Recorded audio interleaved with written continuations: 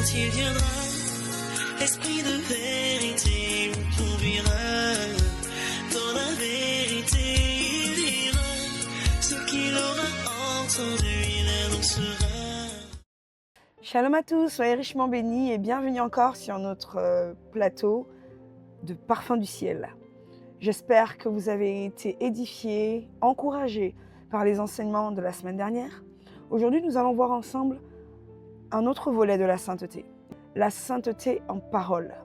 Mais sans plus tarder, je vais vous inviter à prier avec moi afin de remettre ces moments entre les mains du Seigneur. Père Tout-Puissant, nous venons à toi dans le nom de Jésus. Ta fidélité est grande, elle est incomparable, elle est incontournable. Nous croyons que tes paroles sont esprit et vie. Nous croyons que tes paroles, Seigneur, libèrent la sainteté, la fidélité, la vie, libèrent la multiplication, libèrent la grâce, libèrent le feu, libèrent la délivrance, libèrent la gloire. Nous croyons que tes paroles, Seigneur, relâchez, transforme les circonstances. Voici pourquoi aujourd'hui nous allons parler de la sainteté au travers de nos paroles. Nous prions que tu nous conduises, que tu nous remplisses, que tu nous équipes et que ta main de grâce soit posée sur nous. Merci pour ta vie, merci pour le souffle de l'Esprit. Merci Seigneur pour chaque mot que tu nous mettras à cœur. C'est dans le nom de Jésus que nous te confions chaque parole et qu'aucune ne soit retenue contre nous au jour du jugement. Au nom de Jésus, nous avons ainsi prié. Amen. Amen. Alors aujourd'hui, nous allons parler de la sainteté au niveau des paroles. Avant d'aller plus loin, j'aimerais commencer par nous rappeler que les paroles de Dieu libèrent la vie. La Bible dit au commencement, Dieu créa les cieux et la terre. La terre était informe et vide. La Bible ne dit pas que pour la lumière ou pour certaines choses, Dieu a pris le temps de tout fabriquer au détail comme dans le cadre de Adam. Dans le cadre de Adam, le Seigneur a pris de la terre, il l'a modelée, il a façonné Adam et Ève. Et il a soufflé à l'intérieur, il y a eu souffle de vie. Mais dans le cadre de la lumière, la Bible ne dit pas que Dieu a connecté une neurone avec un électron. La Bible dit simplement que Dieu dit que la lumière soit et la lumière fut. C'est-à-dire Dieu a déclaré. Et la déclaration de Dieu a libéré quelque chose. Quand Dieu a libéré la parole, quelque chose a accompagné cette parole. C'est pourquoi la Bible nous dit dans le livre d'Ésaïe, « Voici ma parole qui sort de ma bouche. Elle ne retourne point à moi sans avoir accompli ce pourquoi elle a été envoyée. » Elle arrose, elle féconde, elle porte du fruit, elle donne quelque chose. Quand Dieu parle, il y a un résultat. Quand Dieu parle, il y a une portée. Quand Dieu parle, il y a un accomplissement. Dieu dit à Abraham, lève-toi, quitte ton pays, ta patrie, va vers le pays où je te conduirai et je te bénirai.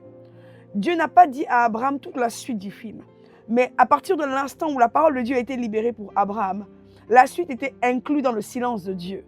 Quand Dieu commence à mettre quelqu'un en mouvement, quand Dieu commence à déplacer une circonstance, déplacer une personne, déplacer une vie, il vous a demandé de quitter du péché. Il vous a dit qu'il a payé le prix pour vous. Il vous a dit qu'il vous aime. Les paroles qu'il a déclarées sur vous, vous avez été appelés à Christ. Je ne sais pas ce qui s'est passé la première fois que vous êtes allé à l'église. Peut-être qu'un homme de Dieu est venu, il a libéré des prophéties sur vous. C'était mon cas. La première fois que je suis rentrée dans un lieu où il y avait la prière, je me suis déplacée vers le lieu de prière. Je parle d'église où le Saint-Esprit parle, parce que je suis née dans l'église catholique, et là-bas, je n'avais pas expérimenté la parole du Saint-Esprit. Mais quand je me suis déplacée pour aller à un endroit où il y avait quelqu'un qu'on pouvait appeler prophète, l'Esprit de Dieu l'a saisi, et il a libéré des paroles sur ma vie. Alors laissez-moi vous dire que certaines paroles ont été libérées sur votre vie. Ces paroles doivent enfanter quelque chose. Ces paroles doivent apporter la vie. De même, vous en tant que fils de Dieu, vous avez reçu une autorité, vous avez reçu une capacité, vous avez reçu un dépôt. Et ce dépôt fait que la parole qui sort de votre bouche doit donner du résultat. La Bible dit que la voix de l'Éternel fait enfanter des biches. Rien que le son de la voix de Dieu sur la terre a des effets. Imaginez encore ce que ça peut faire quand on comprend le contenu de la parole. Je ne sais pas si vous comprenez ce que j'essaie de vous dire. C'est-à-dire que le son de la voix de Dieu fait réagir les corps, fait réagir les compositions terrestres. Le son de la voix de Dieu déplace les éléments. Le son de la voix de Dieu fait agir les reins des animaux afin que la biche peut enfanter. Le son de la voix de Dieu fait mugir les flots. Le son de la voix de Dieu fait telle et telle chose qui peuvent vous choquer et qui humainement vous demanderait beaucoup d'efforts. Et si on devait rentrer dans le contenu de la voix de Dieu, alors là, on entend miracles, signes, prodiges, délivrance, restauration, mer ouverte en deux. Maintenant, j'aimerais venir sur vous et moi. La Bible dit, tel il est, tel nous sommes. Ainsi, comme nous nous tenons là, nous avons à l'intérieur de nous le dépôt de la présence de Dieu. Parce que nous avons à l'intérieur de nous le dépôt de la présence de Dieu, le poids de notre parole a de la valeur. Voyons ensemble dans la Bible des personnes qui ont considérer le poids et la valeur de leurs paroles. Mon ami Daniel, un de mes personnages préférés. La Bible nous fait comprendre que lorsque Daniel prenait des décisions, il était immuable. Dans Daniel au chapitre 1, lorsqu'il a dit à Arjoc, nous allons manger des légumes, etc., alors que leur tête aurait pu être mise à prix, Daniel n'a pas bougé d'un cil. La Bible nous fait comprendre dans la suite, lorsque Shadrach, Meshach et Abednego devaient tomber dans les flammes, qu'ils ont donné une réponse assez claire au roi. Peut-être qu'il faudrait qu'on la lise ensemble.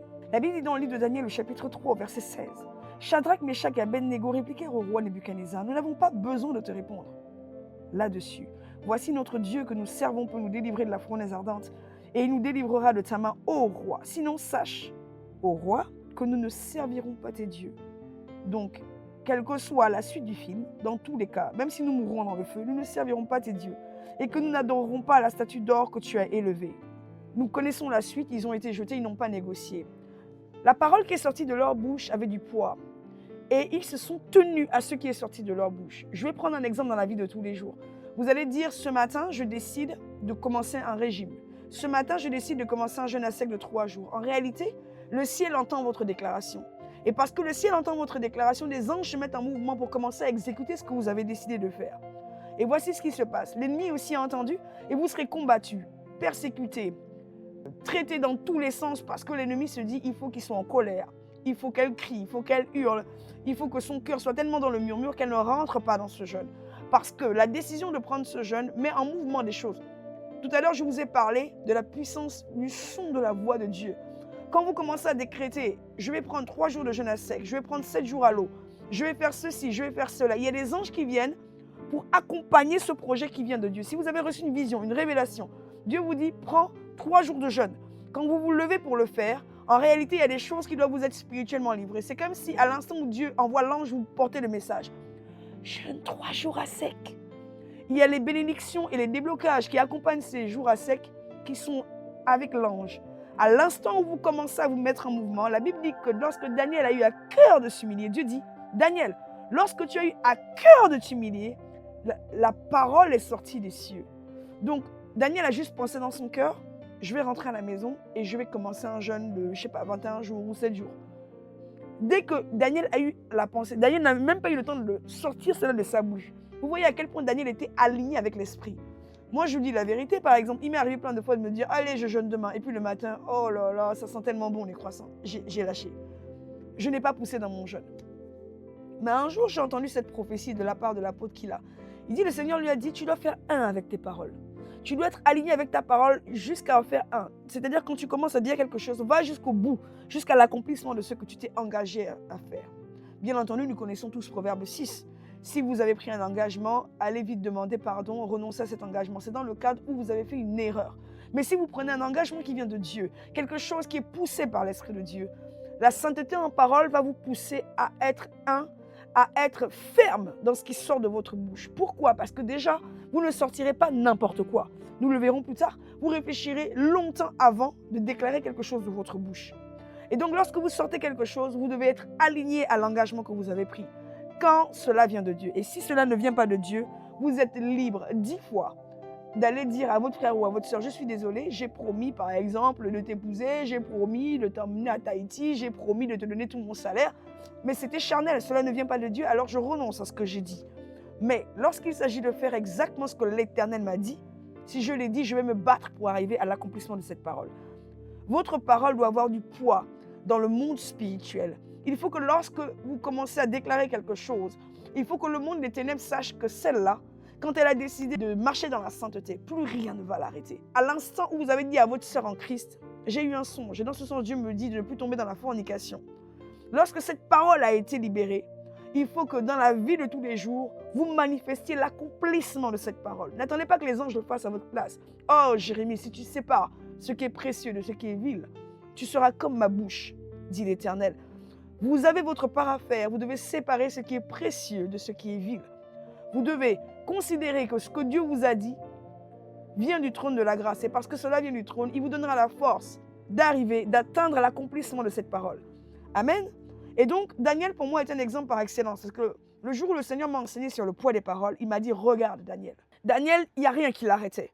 feu, flamme, lion, donnez-lui ce que vous voulez, à compter de l'instant où son intimité est ferme avec Dieu. Il sait ce que Dieu lui a dit, il sait où il va, il sait qui il est. Rien ne l'ébranle de ses convictions, rien ne l'ébranle de ses décisions, rien ne l'ébranle de la discipline qu'il a mise en place. Souvenons-nous ensemble, lorsque un édit a été fixé dans le royaume afin que quiconque invoque un autre Dieu, que le roi devait être jeté dans la fosse au lion, Daniel a maintenu de rester dans la constante adoration avec son Dieu. Il a pris le risque, il s'est fait attraper. Mais même lorsqu'il s'est fait attraper, à aucun moment Daniel n'est entré en négociation pour que ce qu'il a dit de sa bouche, ce qu'il a décidé de faire avec Dieu ne soit interrompu. Il est allé jusqu'au bout de ses résolutions.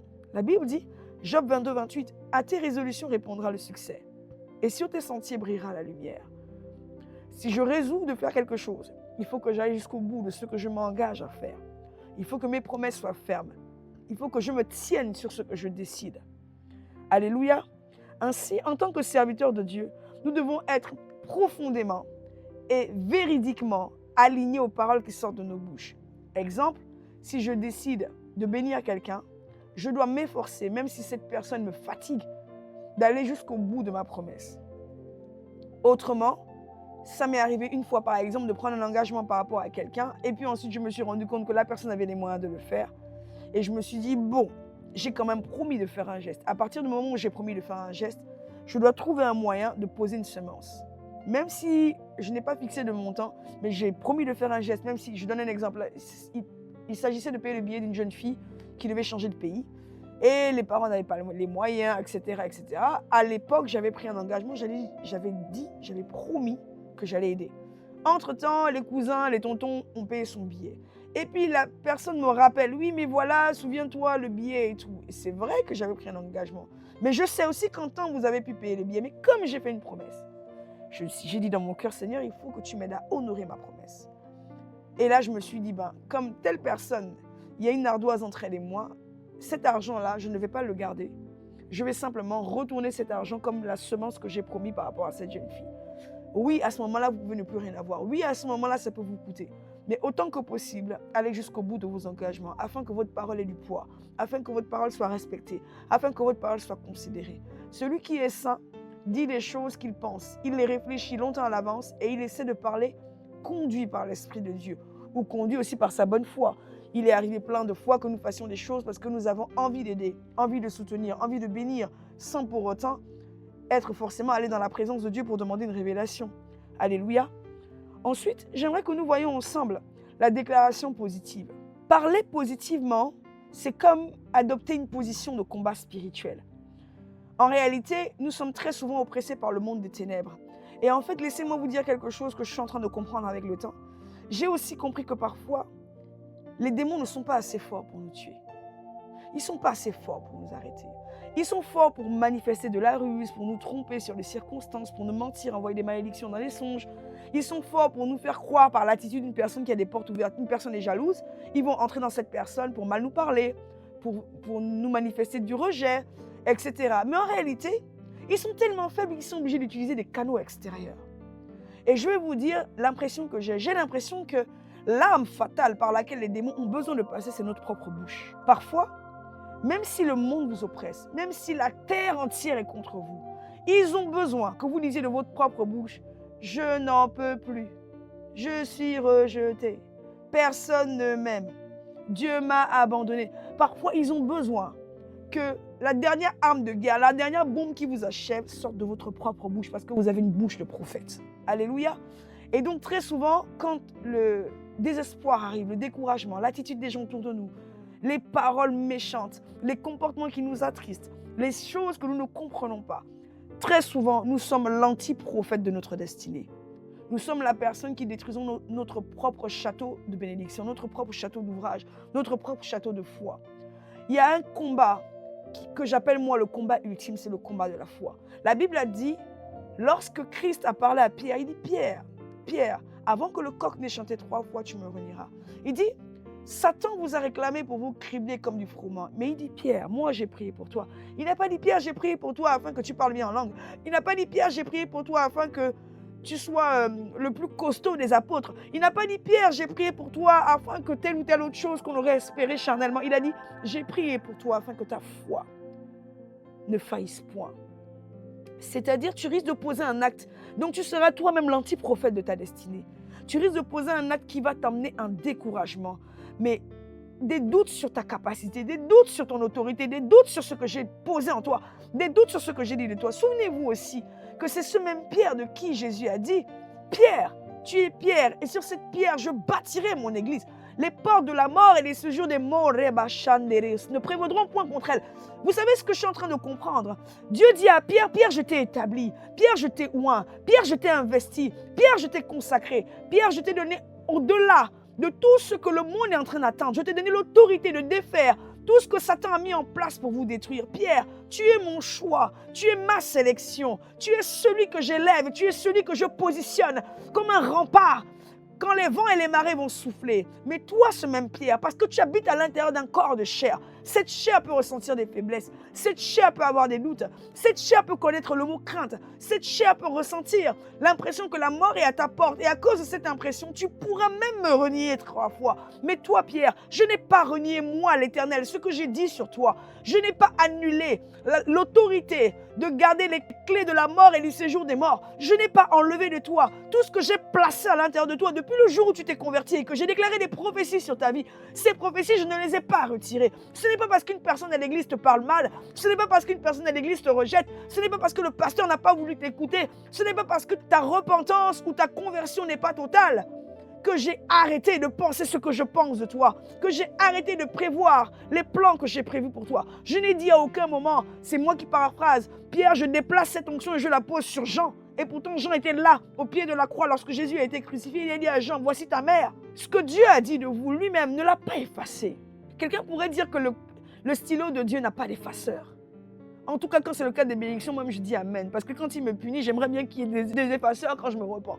Mais quand il me bénit, je déclare moi-même sur ma vie que le stylo de Dieu sur ma vie n'a pas d'effaceur lorsqu'il me bénit, lorsqu'il me oint, lorsqu'il m'établit, lorsqu'il m'envoie. Donc si Dieu tient sur sa parole, même quand tu le renies en face, qu'est-ce que l'ennemi attend de faire avec votre bouche? Il attend que dans un temps de découragement, vous disiez « Je suis trop nul, personne ne m'aime, ça ne fonctionne pas, je vais quitter l'église, j'y arrive pas, ah je ne comprends pas, là c'est bizarre dans ma vie, tout devient étrange, tout devient gris. » Je suis aussi passée par ces périodes où je me traîne. Mais quand je vous dis je me traîne, c'est en mode je n'arrive à plus rien faire, je me sens paralysée. Moi-même, j'utilisais le mot tétanisé de l'intérieur. C'est-à-dire que physiquement, je suis là, mais à l'intérieur, je n'arrive plus à me produire, je n'arrive plus à créer, je n'arrive plus à peindre, je n'arrive plus à coudre, je n'arrive plus à dessiner, je n'arrive plus à libérer quelque chose. J'ai l'impression que tout s'arrête de fonctionner. Ça m'est arrivé de passer par ces situations. Mais vous savez, il y a quelque chose qui peut changer tout type d'atmosphère. C'est lorsqu'une parole de foi, une parole à propos vient d'être plantée dans votre cœur. N'attendez pas toujours que la parole à propos vienne du voisin, de la tante et du cousin. Décidez à un moment que Dieu vous aime encore. Rappelez-vous ce qu'il a dit sur vous. Prenez une feuille et moi je l'ai fait. J'ai pris une feuille et puis j'ai noté toutes les prophéties qu'il a dit sur ma vie. Tel jour, j'ai eu tel verset. Tel autre jour, j'ai eu tel verset. Tel autre jour. Et puis j'ai pris une feuille, je l'ai placée à côté de mon bureau. Comme ça, quand je lève les yeux, j'ai le rappel de qui je suis. J'ai le rappel de ce que Dieu dit de moi. Donc quand je regarde mon compte bancaire, quand je regarde la situation avec un employeur, quand je regarde la situation avec un fournisseur et que j'ai l'impression que tout est en train de basculer, je regarde sur le mur. Les promesses de Dieu sont gravées sur les murs et je les confesse. Je les confesse. Je les confesse. Et puis j'étais là dans ma détresse, j'ai dit Seigneur, mais je ne comprends pas, je vais mal, j'arrive pas à m'en sortir, j'ai l'impression que je suis dans une déprime. Pour la première fois de ma vie, j'ai utilisé le mot dépression. J'ai dit Seigneur, j'ai même l'impression que je fais une mini-dépression. Et puis là, le Seigneur m'a donné un chant qui dit si tu m'adores, je te restaure. Si tu élèves la voix, je te restaure. Et puis je me suis dit, mais en fait, la solution est dans ma bouche. Il faut simplement que j'arrête de murmurer. Il faut simplement que j'arrête de mal parler contre moi, que j'arrête de dire « Ah, je suis trop nulle. Ah, j'y arrive pas. Oh, ça marche pas, c'est pas fait pour moi. » Il faut que je commence à déclarer « Père, tu m'aimes, tu m'as choisi. Je suis le choix de Dieu. Je suis la personne par excellence pour le métier, pour le travail, pour la mission, pour l'onction que tu as sélectionnée, taillée sur mesure pour l'histoire de ma vie. Je suis la composition parfaite d'un objectif à atteindre. Et quels que soient les vents qui soufflent, tu marches à l'intérieur de moi et tu vas agir comme un puissant guerrier. Oui, l'Éternel vit en toi et parce qu'il vit en moi, je peux commencer à déclarer Yahweh Jireh est ma main. Je peux commencer à déclarer le Créateur est ma pensée. Je peux commencer à déclarer le Dieu de la louange et de l'adoration de David. Fais sortir des paroles de mon être. Je peux commencer à déclarer que le Dieu de guérison utilise mes mains. Je peux commencer à déclarer que le Dieu de miracle marche avec moi à chacun de mes pas. Je peux commencer à déclarer que celui qui vit est à l'intérieur de moi. Et s'il vit, c'est que je vis aussi. Parce que dans cette situation, j'avais l'impression d'être morte. J'étais là sur la terre, mais j'avais l'impression qu'il n'y a plus rien qui fonctionnait. Et si lui, il vit à l'intérieur de toi, alors que tu le veuilles ou pas, tu vis. Et laisse-moi te dire que tu arrives même peut-être à l'endroit le plus excellent de ton ministère. C'est-à-dire à l'endroit où le vase est brisé et c'est lui qui donne la forme. C'est-à-dire que maintenant, les pièces du vase sont détruites et il te donne le moule de sa volonté. Il te place dans le moule de sa volonté et maintenant tu t'alignes à sa volonté. Parfois on passe par cette étape, mais on ne se rend pas compte que nous sommes en train de passer par cette étape. L'étape dans laquelle nous sommes en train de nous mouler à la volonté de Dieu. En fait, nos désirs nous meurent, nos passions nous meurent. Ce qu'on attendait des hommes meurt. Le regard, l'appréciation des gens. Oh super, elle est trop belle aujourd'hui, elle est bien habillée. Allah, mais vraiment, elle a bien travaillé ou elle a bien prêché. On arrive à un stade où on s'en fiche de ce que les gens pensent. On arrive à un stade où on est mort. On est tellement mort à nous-mêmes que tant pis si les gens remarquent qu'on est bien habillé ou qu'on n'est pas bien habillé. Le plus important, c'est le dépôt qui est à l'intérieur de nous. C'est-à-dire que ce que notre chair manifeste ne compte plus. C'est la parole de Dieu qui compte, la volonté de Dieu qui compte, la vie de Dieu qui compte, les pensées divines exprimées par notre bouche qui comptent. À ce moment-là, on rentre dans la puissance. À ce moment-là, on manifeste une nouvelle dimension. On manifeste la dimension du vase brisé qui est en train de ressusciter. On manifeste la dimension de celui qui reprend vie. On manifeste la dimension de l'aigle. Vous savez, l'aigle, il a une capacité. Quand il perd de ses plumes, à un moment, le Seigneur renouvelle son plumage. Mais il faut que les plumes soient perdues pour qu'un nouveau plumage soit positionné. À ce moment-là, on peut être qualifié, comme on dit, dans le monde. Et les gens vont parler du phénix. Le phénix, vous pouvez le tuer autant de fois que vous voulez. Il semblerait qu'il renaisse systématiquement de ses cendres. Il faut qu'on ait cette faculté de toujours aller puiser la vie à l'intérieur de nous et de dire tout va bien. Jésus m'aime. Je me tiens debout, c'est qu'il vit encore. Si je peux marcher, je peux parler. Les gens sont malades, ils sont à l'hôpital avec des membres en moi. Moi, je marche, alors tout va bien. Il faut commencer à se lever et à déclarer Jésus vit et je vis. Jésus peut et je peux. Je puis tout par celui qui me fortifie. Je puis toutes choses. Restaurer mon travail, restaurer mon ministère, restaurer mon hôtel de prière, restaurer les situations délicates par lesquelles je suis passé par la présence de Dieu. J'étais là, je traînais dans ma maison et j'étais là en disant Seigneur, j'arrive pas à faire ça. Seigneur, j'arrive pas à faire ça. Mais je peux vous dire qu'il y avait une conviction violente à l'intérieur de moi. Cette conviction, c'était, je disais à Satan, tu sais quoi? Quand je vais sortir de là, on va se causer sur l'autel de la croix. C'est-à-dire que j'ai ressenti à l'intérieur de moi qu'on pouvait tout m'enlever. On pouvait m'enlever les biens. On pouvait me priver de mes enfants. On pouvait les rendre malades. On peut tout me dire. On peut même me dire, regarde, au ministère, on arrête de te donner le ministère. Tu ne prêches plus, tu ne chantes plus. Tu ne... Oui, même dans un songe, Satan est venu me menacer. Il m'a arraché le micro, me dit, regarde, ton temps est terminé. Quand je suis sortie de là, j'ai dit, Seigneur, tu sais quoi? Même si aujourd'hui, tu me disais qu'avec le micro, c'était terminé. Aussi longtemps qu'à l'intérieur de moi, j'ai la conviction que tu m'aimes. Aussi longtemps qu'à l'intérieur de moi, j'ai la conviction que tu m'as choisi, tu m'as sélectionné. Dans tous les spermatozoïdes qui sont battus dans le ventre de ma mère, je suis l'élu, je suis ton choix. Je déclare que je réussirai. Et puis j'étais là en train de me traîner dans ma maison, mais je sentais à l'intérieur de moi une force. Et je me disais seulement, Satan, attends que je me mette à genoux. Tu vas sentir de quel bois je me chauffe. Et là, une fois dans la prière, vous savez quoi, je n'ai pas pleuré. Je ne me suis pas plaint, je ne me suis pas énervé. J'ai commencé à rendre grâce à Dieu. J'ai commencé à dire, allez Seigneur, faisons la liste de tous tes hauts faits. Merci Seigneur. Et vous savez ce que Satan fait? Quand je me mets comme ça en action de grâce, il m'envoie des images de malédiction pour me dire, regarde, on te vole ton sac à dos. Regarde, tu perds telle chose. Regarde. Et puis là, je continue. Je dis, pousse-toi, petit joueur là. Le gars qui me bénit là, tu penses qu'il est limité à un sac à dos volé? Et je continue. Je dis, Seigneur, je te rends toute la gloire. Et puis l'ennemi continue de m'envoyer des images de malédiction. Et je dis, Éternel, tu m'aimes. Tu m'aimes d'un amour éternel. C'est écrit dans Jérémie 31. Voici, je t'ai gravé sur mes mains. Oh, tu es comme la prunelle de mes yeux. J'ai commencé à confesser. Tu fais de moi une créature merveilleuse. Quel que soit le temps que ça prend, même si les portes semblent se fermer, celui qui m'a établi a dit que lorsqu'il ouvre une porte, personne ne peut la fermer. Et quel que soit le nombre de songes dans lesquels les petits sorciers là s'amusent à me piquer un téléphone, me piquer un sac à dos, me piquer une grâce, laissez-moi vous dire que celui qui me parle, quand il a commencé à me choisir depuis le ventre de ma mère, il savait que les petits voleurs allaient traîner autour. Mais la puissance de la sève qui est à l'intérieur de l'arbre. Quel que soit le nombre de mangues qui ont été volées, laissez-moi vous dire que la sève continuera de nourrir l'arbre et l'arbre continuera de porter du fruit. Vous m'avez volé 10 fruits, j'en aurai 1000. Je sais que le Dieu qui m'anime est vivant. Vous m'avez volé 100 fruits, j'en aurai des millions. Chaque fois que vous me prenez quelque chose, j'aurai 7 à la place. Or, il est écrit dans le livre des Proverbes que si vous attrapez le voleur, vous lui ordonnez de restituer 7 fois ce qu'il vous a volé. Fort de ces paroles, vous avez l'assurance avec moi que dorénavant, vous devez faire attention à toute parole de découragement, toute parole de tristesse, toute parole d'incapacité, toute parole de « je ne peux pas, j'y arrive pas ». Maintenant, c'est terminé. Ça, c'est pour les voisins à qui vous allez annoncer l'évangile. Ou bien c'est pour les inconvertis. Mais celui qui croit que la pierre angulaire habite à l'intérieur de lui, or, il est écrit. Celui sur qui elle tombera sera brisé. Et celui qui tombera sur elle sera fracassé. C'est-à-dire que quelle que soit la façon, le chemin par lequel vous me croisez, vous crevez. Si vous essayez de m'arrêter, vous, esprit familier, vous, sorciers de ma famille, vous, démons, vous, esprits de l'enfer, je ne sais pas de quelle manière vous êtes en train de dire, il faut qu'elle dise de sa bouche qu'elle n'y arrive pas, il faut qu'elle dise de sa bouche que Jésus l'a abandonnée, il faut qu'elle dise de sa bouche qu'elle est trop nulle. Moi, je déclare, je suis parfaite par la perfection de Christ, car il est écrit, celui qui vit en moi est plus grand que celui qui vit dans le monde. Et il est encore écrit, Christ en moi, l'espérance de la gloire. À ce moment-là, chacun des versets bibliques que je connais sera une balle qui va résonner jusque dans l'éternité.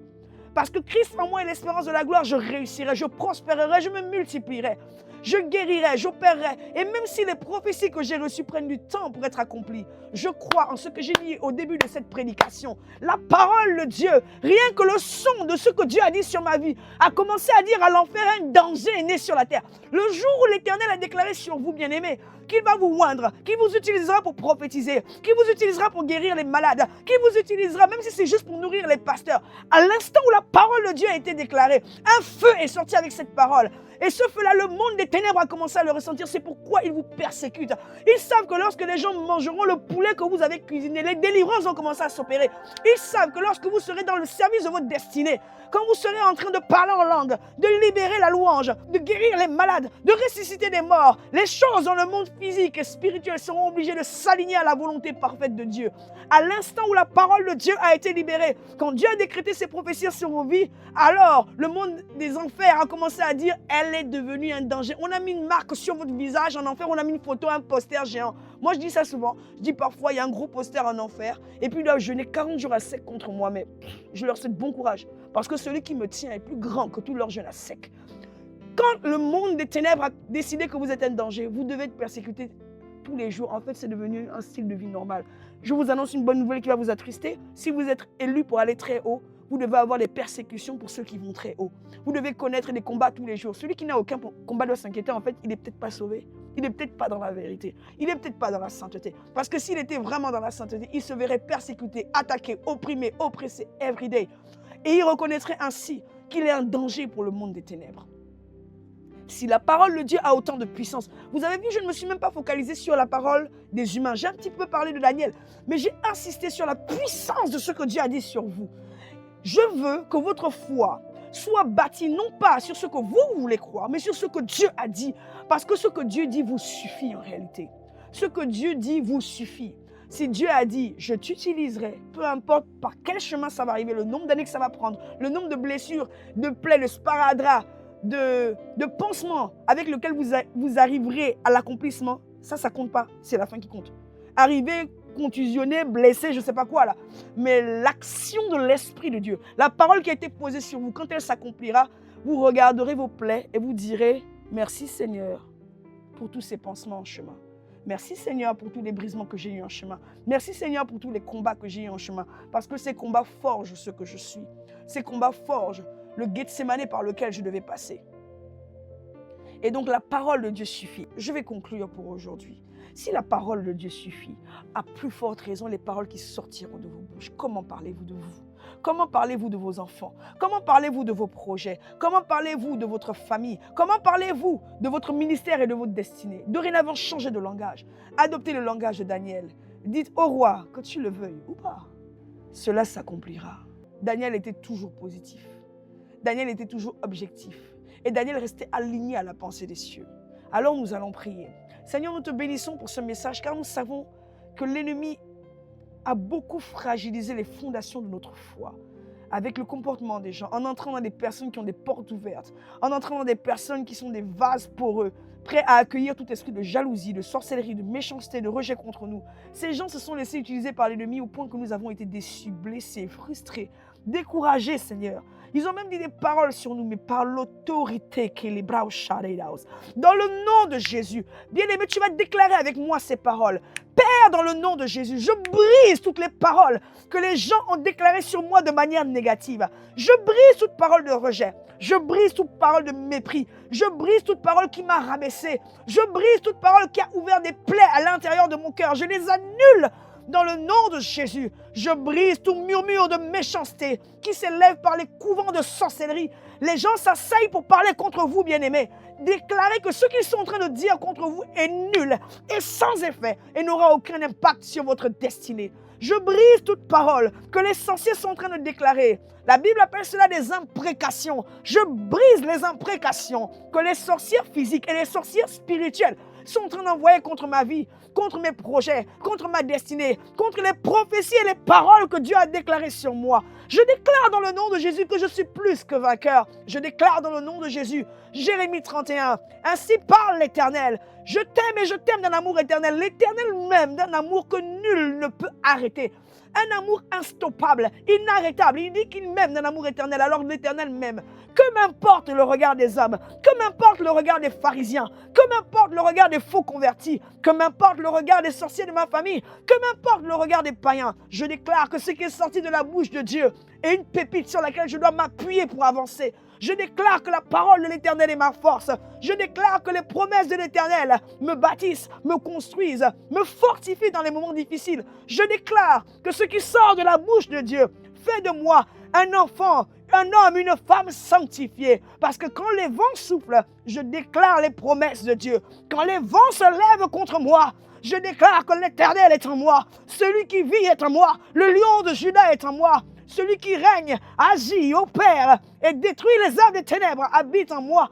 Je déclare dans le nom de Jésus que le Fils de l'homme est apparu sur la terre afin de détruire les œuvres des ténèbres. Ainsi moi, établi pour régner, assujettir et dominer, je détruis les œuvres des ténèbres par l'autorité dans le nom de Jésus. Je déclare que mes paroles sont esprit et vie, parce que je déclare les promesses que Dieu a faites sur ma vie. Je déclare que Christ m'a donné l'autorité de marcher sur les serpents, sur les scorpions et sur toute la puissance des ténèbres. Et rien ne peut me nuire. Et donc derrière ce mot, derrière toute la puissance des ténèbres, il y a les mauvaises paroles des amis, il y a les mauvaises paroles des voisins, il y a les mauvaises paroles des membres de ma famille qui doutent de moi, qui sont encore dans l'inconversion totale et dans la sorcellerie. Dans, Seigneur, ces choses qui règnent au travers des hommes. La Bible dit que tu m'as donné l'autorité de marcher sur toutes ces choses. Alors je déclare que toute parole qui était pour moi un sujet de tristesse est brisée à cet instant dans le nom de Jésus. Je les rejette, je les détruis, je les saccage. Et je vais même faire mieux, je vais les enfermer dans une boîte et je vais les jeter au fond de l'enfer. Je déclare que ces paroles sont nulles et sans effet sur ma vie et qu'elles n'auront jamais d'impact ni sur moi, ni sur ma descendance, ni sur mon mariage, ni sur mes projets dans le nom de Jésus. Déclare avec moi encore, bien-aimé, dit, aujourd'hui je me dresse contre tout couvent de sorcellerie qui a opéré contre mon appel et contre mon ministère. Je déclare dans le nom de Jésus, je me lève comme un lion, je me lève comme le lion de la tribu de Juda. Et je déclare pendant que je fais cette prière, que dans les cieux, les anges qui accompagnent mon appel et mon ministère rugissent. Je déclare que dans les cieux, le son de ma voix détruit les œuvres des ténèbres. Je déclare dans les cieux que les anges se mettent en mouvement et vont opérer, frapper, détruire, saccager, anéantir tout le club des sorciers qui s'est mis en marche pour essayer de m'arrêter. Je déclare que les épreuves sont pour me fortifier, les épreuves sont pour me bénir, les épreuves sont pour me bâtir. Je ne renierai pas mon Dieu à cause des difficultés. Je ne renierai pas mon Dieu à cause d'un pain qui m'a manqué. Je ne renierai pas mon Dieu à cause d'une personne qui m'a mise de côté. Je ne renierai pas mon Dieu à cause des humains qui sont incapables de me sauver. Je déclare que Christ en moi a l'espérance de la gloire. Lui et moi, nous sommes un. Le Père et le Fils sont un. Ainsi moi, le Fils, le Saint-Esprit et le Père, nous sommes un. Je le crois, je le confesse, et voici ma volonté. Je déclare que j'appartiens à l'Éternel des armées, que celui qui vit en moi rugit, celui qui vit en moi détruit les œuvres des ténèbres, celui qui vit en moi saccage les plans de l'ennemi, celui qui vit en moi m'accorde la victoire en toutes circonstances. Je suis plus que vainqueur par celui qui vit, je suis plus que vainqueur par celui qui a parlé sur ma destinée, je suis plus que vainqueur par celui qui a parlé sur mes projets. Au nom de Jésus, j'ai ainsi prié, amen. Bien-aimé, après cette prière, une fois que tu quittes de l'écran, commence à parler sur tes enfants. Commence à parler sur ton compte bancaire. Commence à parler sur ton travail. Commence à parler sur les situations. Commence à te bénir. Déclare, les marchés arrivent. Déclare, la santé revient. Là où il y avait la maladie. Déclare, là où dans ton foyer, l'ennemi jouait, il s'agitait. Il était tout le temps au milieu. La petite sorcière rentrait à gauche. Ensuite, elle rentrait à droite. Déclare que tout ce qui est à toi prospérera, gagnera en sainteté, s'élèvera très haut et sera utilisé puissamment par l'Éternel des armées. Que ton foyer est béni, que tes projets sont bénis, que l'ouvrage de tes mains est béni, que tout ce que tu touches est béni. Déclare, déclare, déclare, déclare. Aujourd'hui, l'esprit de l'antiprophète quitte de ta maison. Celui qu'on utilisait contre toi, ta propre bouche, aujourd'hui, là, il crève, il meurt, il est noyé, crucifié. Et il ne sortira pas de son tombeau. Au nom de Jésus-Christ de Nazareth, que la puissance de cette parole marche avec toi. Qu'elle t'aide à avancer dans tes projets, qu'elle t'aide à ressusciter ce qui avait été détruit. Et tu verras au bout de quelques jours, 7 jours, peut-être même mois, tu verras au bout de quelques jours comment l'atmosphère va commencer à changer. La tristesse va s'en aller et même quand on t'insulte, tu seras heureux. Parce que tu diras, celui qui vit en moi m'accorde la paix qui surpasse toute intelligence. Il me donne le fruit de l'esprit, la paix, la joie, la bénignité, la bonté. Et je déclare que mes paroles continueront d'être positives, surtout sur moi, d'abord. Ensuite, sur tout ce qui me touche de près ou de loin. Au nom de Jésus, nous avons ainsi déclaré par la foi. Amen. Je vous dis shalom et à la semaine prochaine. Soyez richement bénis.